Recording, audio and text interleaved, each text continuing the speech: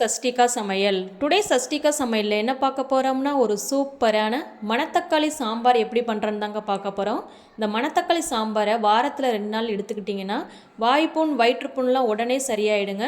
வாங்க இந்த ரெசிபி எப்படி பண்ணலான்னு வீடியோக்குள்ளே போய் பார்க்கலாம். மணத்தக்காளி சாம்பார் பண்ணுறதுக்கு கடாயில் கொஞ்சமாக ஆயில் சேர்த்துக்கலாம். ஆயில் சூடானதும் இது கூட நான் பொடியாக நறுக்கி எடுத்து வச்சுருக்கிற சின்ன வெங்காயத்தை சேர்த்துக்கிறேன். பாருங்கள் ஃப்ரெண்ட்ஸ், சின்ன வெங்காயம் நல்லா வதங்கினதும் இது கூட நான் ஒரு 5 பல்லு பூண்டு சேர்த்து நல்லா வதக்கிக்கலாம். பூண்டு வதங்கினதும் இது கூட 2 பழுத்த தக்காளி சேர்த்து நல்லா வதக்கி விட்டுக்கலாம். இப்போ தக்காளி நல்லா வதங்கினதும் இது கூட சாம்பாருக்கு தேவையான அளவு உப்பு, மஞ்சள் தூள் சேர்த்து நல்லா கிளறி விட்டுக்கலாம். இது கூடவே 3 டேபிள் ஸ்பூன் சாம்பார் தூள் சேர்த்து நல்லா கிளறி விட்டுக்கலாம். இப்போது மசாலா பொருட்களோட பச்சை வாசனைலாம் போய் வந்ததும் இது கூட நான் 1 கப் அளவு துவரம்பருப்பு நல்லா வேக வச்சு மசிச்சுட்டு எடுத்திருக்கேன். இப்போ இதையும் அது கூட சேர்த்துக்கலாம்.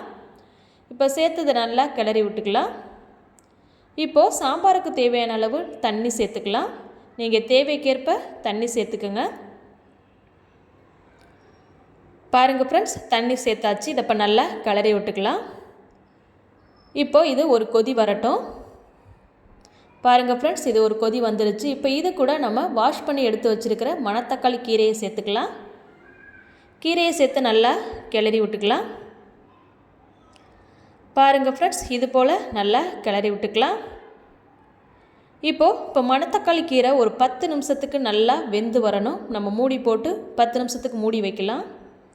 பாருங்கள் ஃப்ரெண்ட்ஸ், 10 நிமிஷம் ஆயிடுச்சு. மணத்தக்காளி கீரை நல்லா பருப்போடு சேர்ந்து வெந்து வந்துருச்சு. இப்போ இதுக்கு ஒரு சின்ன தாளிப்பு பண்ணிடலாம். இப்போ ஒரு கடாயில் கொஞ்சமாக ஆயில் சேர்த்துக்கலாம். ஆயில் சூடானதும் கடுகு, உளுந்தம்பருப்பு, சீரகம், சோம்பு சேர்த்து நல்லா பொரிய விட்டுக்கலாம். இது கூடவே 2 வரமிளகா சேர்த்துக்கலாம். இது கூட பொடியை நறுக்கி எடுத்து வச்சுருக்கிற சின்ன வெங்காயம் சேர்த்துக்கலாம். இது கூடவே 1 டேபிள் ஸ்பூன் பெருங்காயத்தூள் சேர்த்து நல்லா வதக்கி விட்டுக்கலாம்.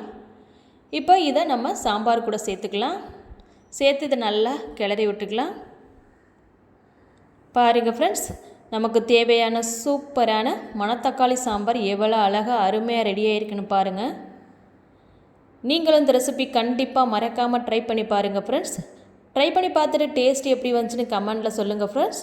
இந்த ரெசிபி உங்களுக்கு பிடிச்சிருந்துச்சா நம்ம சேனலை சப்ஸ்கிரைப் பண்ணி வச்சுக்கோங்க.